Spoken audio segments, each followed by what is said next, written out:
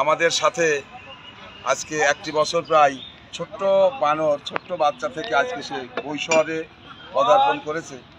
প্রতিনিয়ত প্রতিদিন ভোরে আমরা যা খাই, ছোলা বুট এবং বিস্কিট, সেটা খাওয়ার জন্য আমাদের কাছে আসে। দেখুন আমাদের সাথে, মানুষের সাথে বানরের কতটা সাদৃশ্য, কতটা মিল, কতটা একসাথে বসে সে খাচ্ছে। এবং এটা একটা মানে দেখার বিষয়, শিক্ষণীয় বিষয়।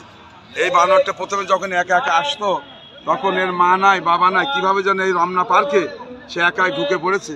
সেই বানরটি এখন একটু বড় হয়েছে এবং আরো আশ্চর্য বিষয়, এটা কুকুরের সাথে খেলা করে, কুকুরের পিঠে উঠে বসে থাকে। আমরা এর থেকে অনেক কিছু শিক্ষণীয় আছে।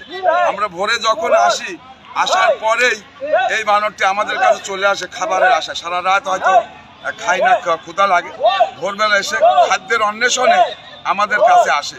আমরা আসলে আমরা যে ছোলা বুট আমাদের খাবারের জন্য আনি, বিস্কিট আনি, সেটা আমরা এই বানরকে দিই।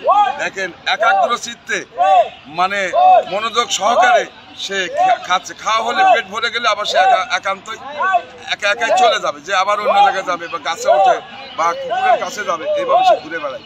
আসলে বন্য প্রাণীও যে মানুষের সাথে একটা সখ্যতা গড়ে ওঠে, সেটাই বানরটি প্রমাণ। এই ছোট বানরটি হয়তো কথা বলতে পারে না, কিন্তু খাইতে যখন আসে তখন সে তার ওই ডাকের ভঙ্গিতে আমাদেরকে বলে, আমাকে খাবার দাও, আমাকে খাবার দাও। তখন আমরা তাকে এই ছোলা বুট এবং দেখেন সে বেছে বেছে ছোলাগুলো খাচ্ছে, ভিতরে পেঁয়াজটা সে খাচ্ছে না, কাঁচামরিচটা সে খাচ্ছে না। আসলেই আমরা প্রতিনিয়ত প্রতিদিন আমরা এসে ওর কথা আমরা মনে করি, ও আমাদের কথা মনে করে যে আমি এখানে গেলেই তো আমার একটা আশ্রয়স্থল এবং খাওয়ার একটা জায়গা, আমরা খাইতে দিলে সে খাই। ধন্যবাদ সবাইকে।